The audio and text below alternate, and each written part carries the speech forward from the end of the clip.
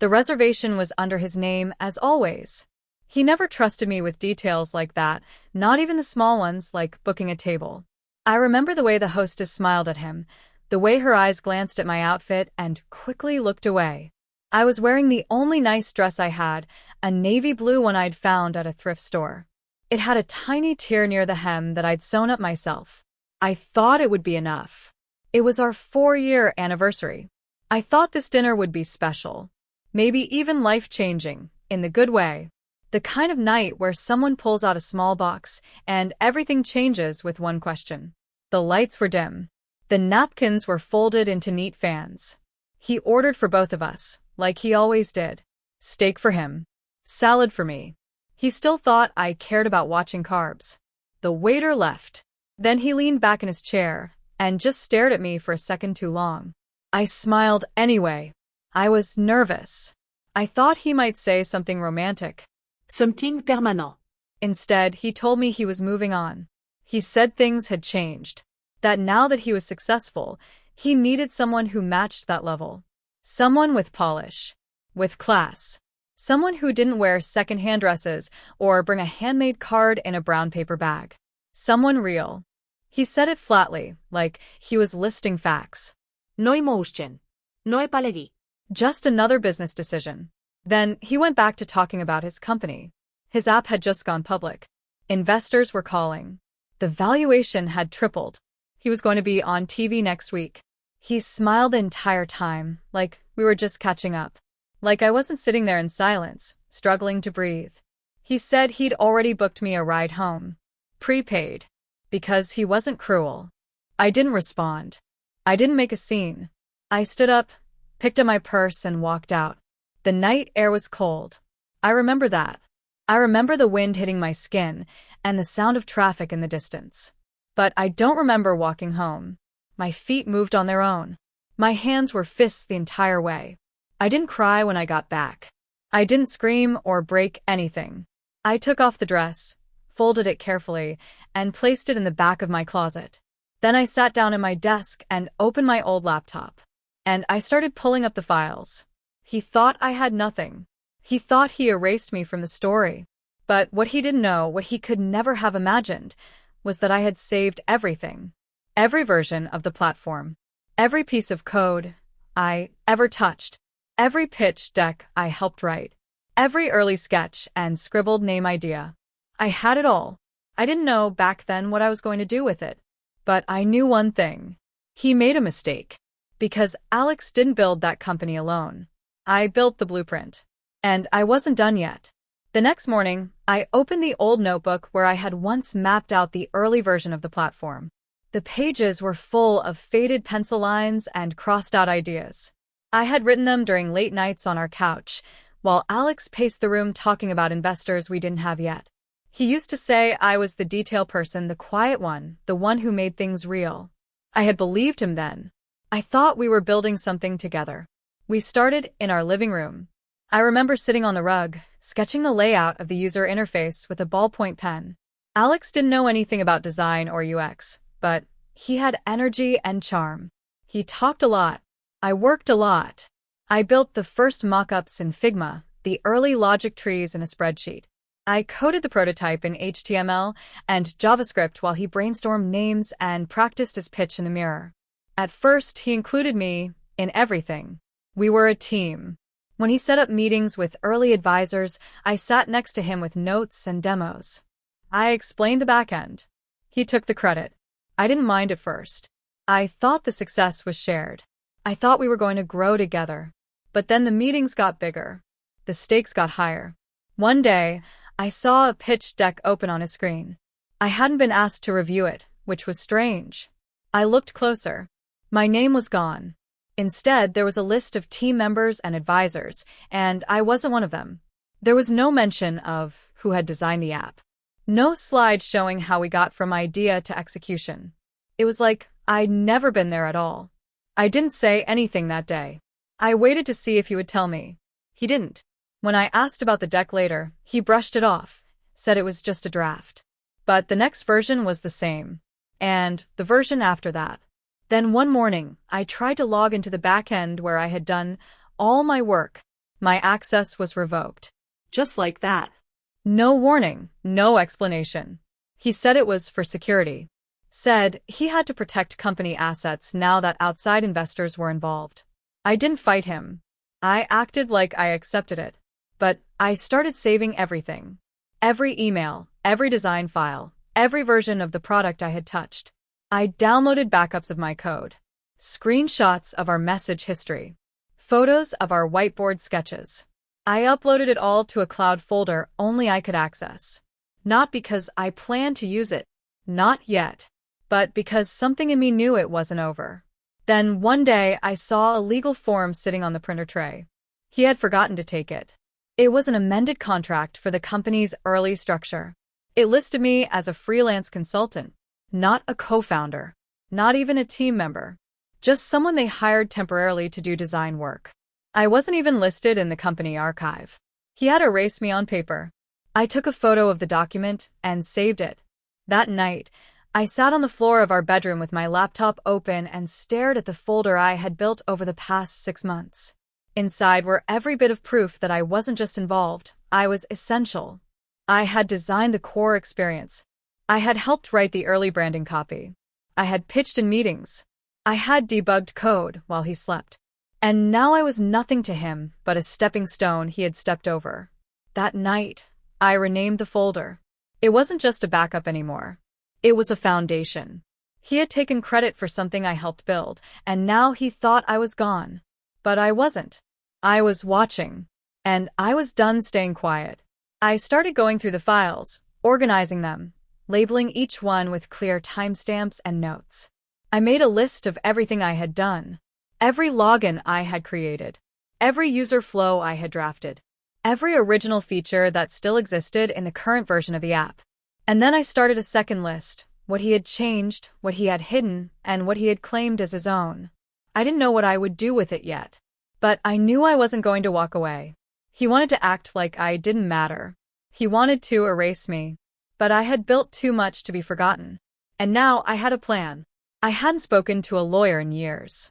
But there was one woman I remembered, Julia, someone I met at a tech mixer a while back. She had been sharp, careful with her words, and uninterested in small talk. I didn't know if she'd remember me, but I had her card tucked away in an old wallet. I found it late one night while sorting through the drawer, where I kept all the things that used to belong to both of us. Cables, notes, receipts, and photos that no longer had a place on any wall. I called her the next day. I didn't tell her much over the phone, just that I had questions about intellectual property and that I'd like to meet. She agreed to a short meeting the following afternoon, and I showed up with a folder of documents and a flash drive that held the early product files. I sat in her office, unsure how much to say, but she listened carefully. She asked clear, quiet questions. Then she leaned back and opened a thick binder from her desk drawer. When I explained how Alex had filed documents naming me a freelancer, her eyes narrowed. She asked if I had ever signed an NDA. I shook my head at first. But then I remembered an email he once forwarded me with a document attached, something he said was for standard internal use. I never signed it. I never agreed to it. But when she pulled up public filings linked to the company, she found something strange. There was an NDA, and it had my name on it. Except it wasn't my signature. It was close. But it wasn't mine. She printed it out and placed it beside one of the old contracts I had signed years ago. The difference was clear when you looked closely. Someone had copied my name and traced it over, then filed it with the state.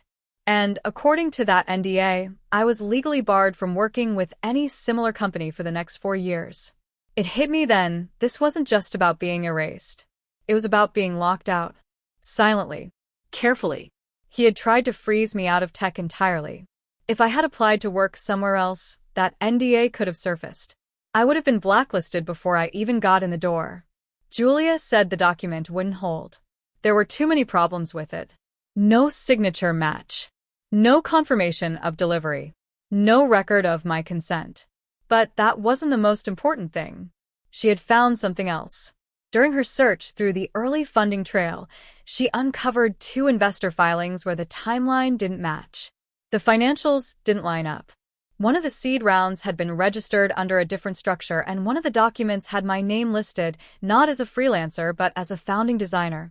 Somehow, it had slipped through when the paperwork was amended. One mistake. One forgotten update. She said it was enough to open a case. If I wanted to. If I was ready. I didn't answer her right away. I went home and sat on the floor of my apartment. I opened the flash drive again.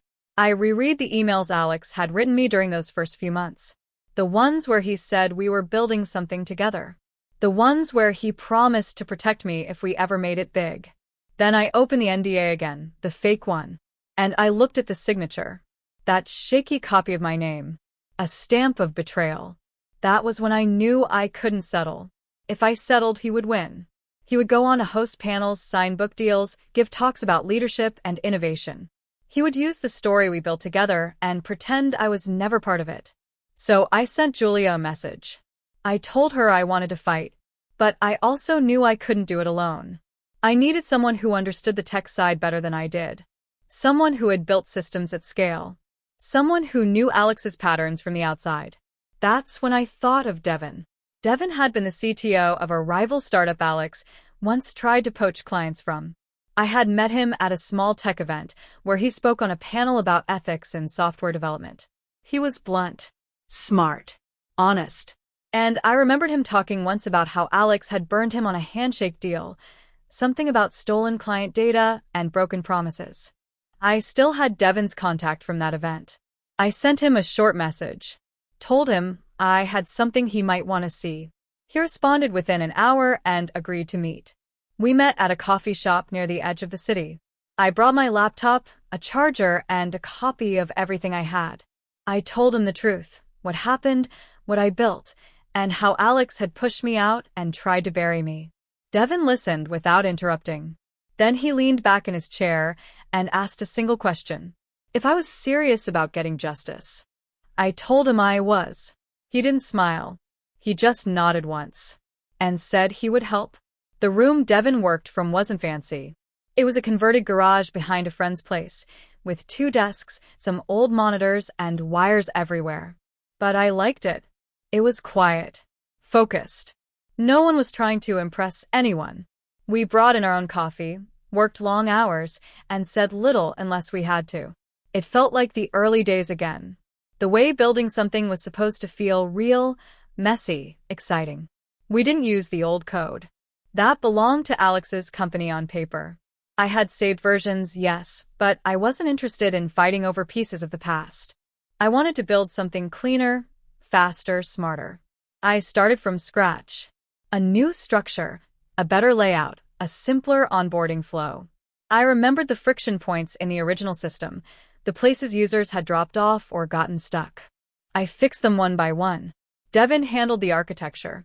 He was brilliant with system logic. What I wrote in pages, he turned into functioning tools. I took care of the design. I kept it simple. White space. Clean buttons. No fluff.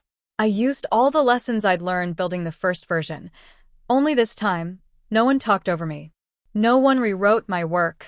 It was mine. We named it quietly. Something neutral. Something that wouldn't connect it back to me too soon. We didn't even buy the main domain.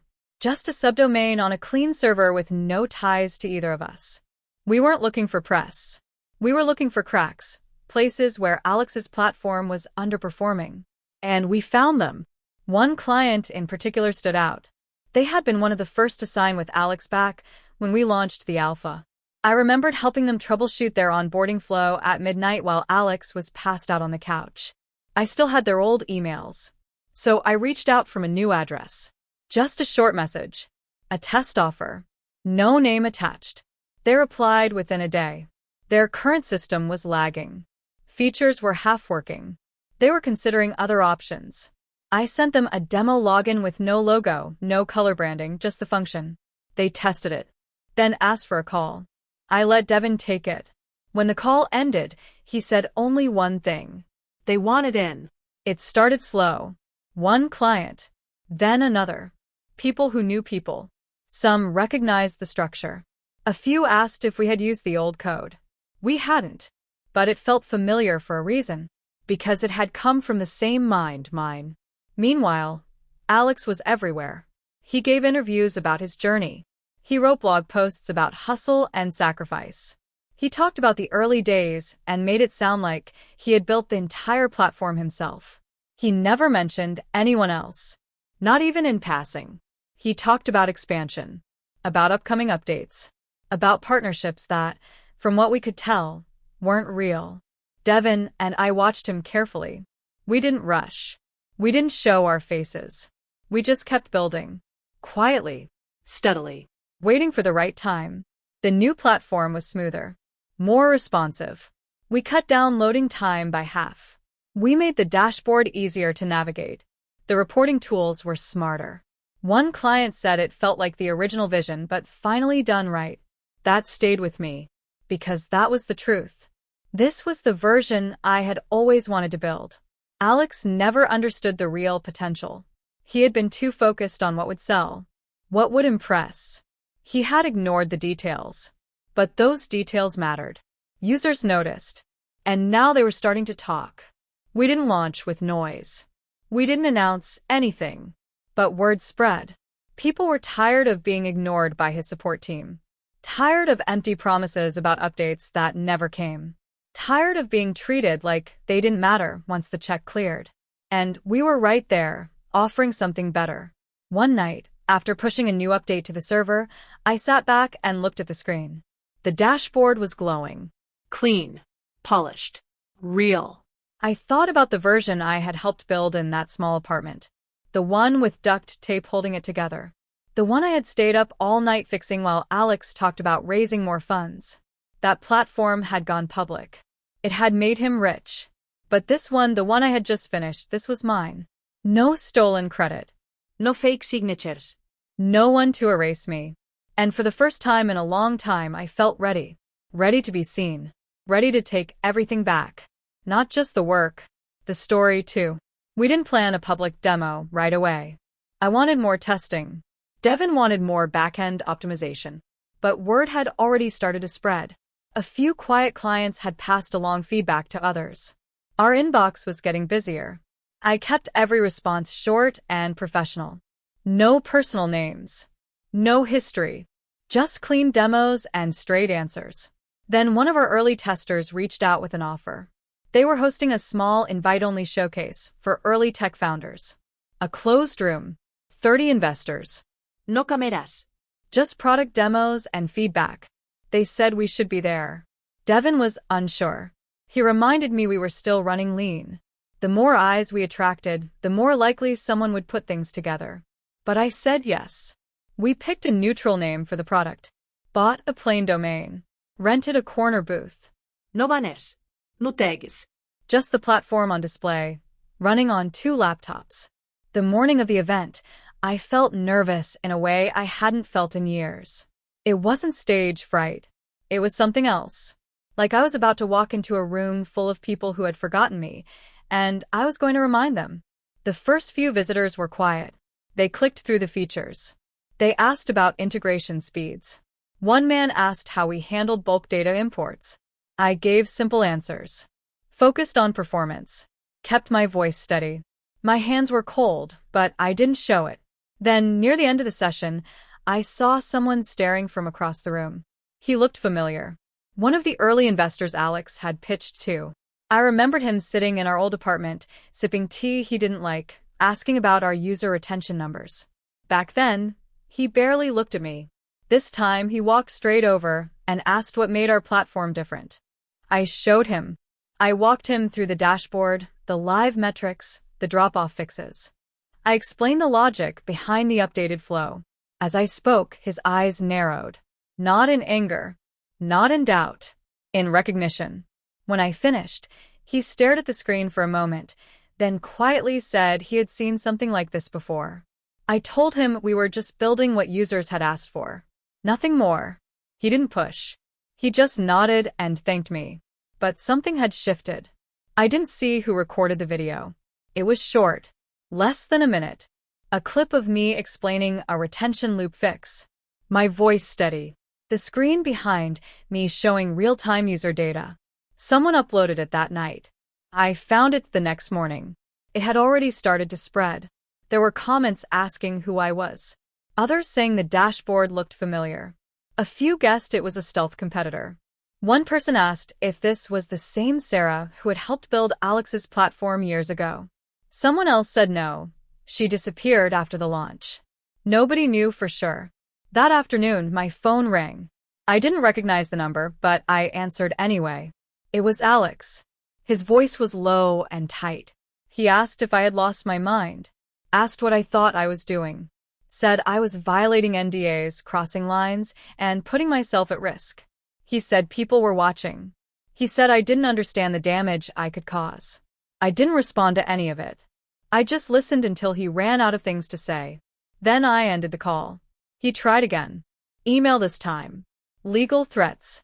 Words like proprietary, violation, exposure, consequences. He attached a digital copy of the same fake NDA Julia had flagged months ago. I ignored it. I forwarded everything to Julia. She told me not to worry. We had documentation. We had timestamps. And more than that, we had proof of fraud on his side if it came to that. She said if he wanted to make it legal, we'd be ready. I wasn't afraid of him anymore. I had been quiet for too long, letting him define the story, letting him take everything we built and paint it as his own. But now people were starting to look closer. Some were asking questions. Others were watching the demo video and wondering how something so clean had come out of nowhere. They didn't know yet, but they would. I had more than a product now. I had something he couldn't erase. Something that worked. Something that spoke for itself. And I wasn't hiding it anymore. Not for him. Not for anyone. Alex tried to stay calm at first. He posted a short message online saying competition was healthy, that innovation always came in waves. He didn't mention my name, but the tone in his message was forced. Stiff. Like he was trying too hard to appear unbothered. Then questions started coming in. Some clients who had been struggling with platform issues asked why our version worked better. They asked why features they had been promised for months were already live on ours. A few reached out to his team. Others posted about it on industry forums. People were comparing speeds, interface design, and customer service. Our numbers were better across the board. That's when he switched tactics. He tried to claim we had stolen intellectual property. He said we had copied his backend structure. He pushed the fake NDA again, sending it to anyone who asked for a comment. But by then, the story was spreading faster than he could contain it. Someone posted a screenshot of the early prototype with my watermark still on the design. Another person uploaded a photo of us together from years ago, me sketching wireframes in the corner of a room while he practiced his pitch on camera. Then the clip from the demo event surfaced again, only this time paired with old emails. Emails from him, written during the early days. In them, he thanked me for building the prototype, thanked me for rewriting the onboarding flow.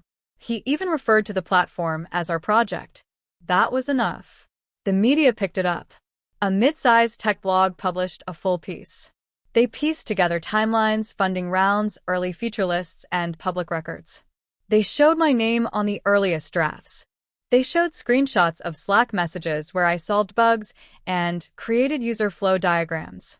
The article ended with a simple question. Where had I gone? The answer was clear to anyone reading between the lines. I hadn't gone anywhere. I had been erased. Then a larger outlet picked it up. They interviewed former employees. One of them said they remembered seeing my name on the original project files, but then it vanished. Another said they thought I was just a designer who dropped out early. A few admitted they were told not to ask questions when I stopped coming to meetings. Social media took it from there. People compared the current version of Alex's app with mine. Side by side. It wasn't even close. Ours was cleaner, faster, easier to use. And people knew why. The comments changed. The tone shifted. The story was no longer about a woman trying to copy her ex's work. It was about a founder who had been hidden, dismissed, and pushed out, only to come back and build something better. Investors started to get nervous. Some asked for clarification on the NDA. Julia responded with a statement showing proof of forgery. That quieted things quickly. Others wanted to know how much of the original tech had been built without proper credit. Some even asked for copies of the code review logs. They wanted to know who had written what. Alex's board called a private meeting. I didn't attend, of course, but I heard about it. Through whispers. Through texts forwarded by people who had once worked with both of us. They said he tried to explain. Said he denied everything. Said he tried to shift the blame to others. But there were too many files. Too many names. Too much truth already out in the open. By the end of that week, they had made a decision. Alex was out. No farewell post. No press release. Just a quiet change on the company's website. His title removed. A new interim CEO listed. The news didn't say why. But everyone knew. That night, I sat on my apartment floor. The lights low, my laptop open beside me. I wasn't smiling. Not yet. I was tired. Not just from the work, but from the weight of it all. The silence I had carried. The doubt I had swallowed. The hours spent building something that was never supposed to belong to me again. But it did now. It belonged to me in full. And this time, no one could take it away. The conference hall was larger than I expected. Rows of lights hung from the ceiling, casting a soft glow on polished floors. The stage wasn't fancy, just a clean black platform with a simple podium and one large screen behind it. I had stood on small stages before, but this one felt different. Not because of its size, but because of what it meant. The event was for emerging tech leaders. My name had been added to the speaker list just 3 weeks earlier, after one of the demo clients forwarded our platform to the event organizers. They liked the product. They liked the story behind it even more. The story that had taken on a life of its own. People weren't just using the software. They were talking about it. When I stepped backstage, I saw familiar faces. Journalists, product leads, a few people I used to know from early networking events. Some looked surprised to see me. Some smiled and nodded. A few looked unsure. It didn't matter. I wasn't here for them. I had rehearsed the presentation a dozen times, but I wasn't planning to use notes. I didn't want slides with bullet points. I didn't want a polished marketing pitch. I just wanted to speak like I had built. Honestly, directly, without noise. When they called my name, I stepped into the light. The room was full. Not packed shoulder to shoulder, but full enough to feel real. Full enough to make my heart beat faster. I started simple. I introduced the platform. Showed what it could do. Explained what made it different. I walked them through the interface, the user flows, the feedback loop that helped improve engagement. I talked about the people who had helped shape it, not just me and Devin, but the testers who gave honest feedback, the early users who kept using it because it made their work easier. Then I paused. I looked out at the crowd and took a breath. I told them I used to build in silence, that I used to think it was enough to do good work, and that people would notice on their own. But sometimes they don't. Sometimes they see only what's in front of them. Sometimes they only listen to the loudest voice. I told them I had been that quiet builder. The one behind the scenes. The one who got written out when the story was finally told. And then I told them what I did next. The room stayed silent. Not tense. Not doubtful. Just quiet. Listening. I didn't talk about Alex by name. I didn't need to. Everyone already knew. I didn't want to make the moment about him. He had already taken too much space in the story. This part was mine. I ended the talk by showing what was coming next. New features. New partnerships. All confirmed. All real. Then I closed the laptop and stepped back from the podium. The applause started slow, then grew. Not loud. Not explosive. But steady. I walked off stage and made my way through the side exit, past the curtains and out into the back hallway. My chest felt tight, not from nerves, but from the weight of it all finally landing. Everything I had carried, everything I had fought through, had led to this. Then I saw him. Alex. He was standing near the back of the room. Not near the stage. Not even close to the seats. Just inside the exit doors, hands in his pockets, eyes fixed on me. He didn't move. He didn't wave. Just stood there, like he wasn't sure whether to speak or turn around. I didn't stop walking. I didn't nod or glance away. I didn't need to. I just let my eyes meet his for one long second. There was no anger in me, no heat. Just calm. I saw him standing there, awkward, unsure, no stage, no audience. And I smiled. Not because I had won, not because he had lost, but because I had finally taken back everything he tried to take away. My name, my work, my voice. I walked out of the building into the cool evening air. There was a quiet hum from the street outside. People passed by, talking, laughing, unaware of what had just happened inside. I stepped into the sidewalk light and pulled my jacket tighter. I wasn't thinking about him anymore. I was thinking about what came next. Because I didn't just rebuild the platform. I rebuilt myself. If you like this story, hit that subscribe button because tomorrow we have a special story for you.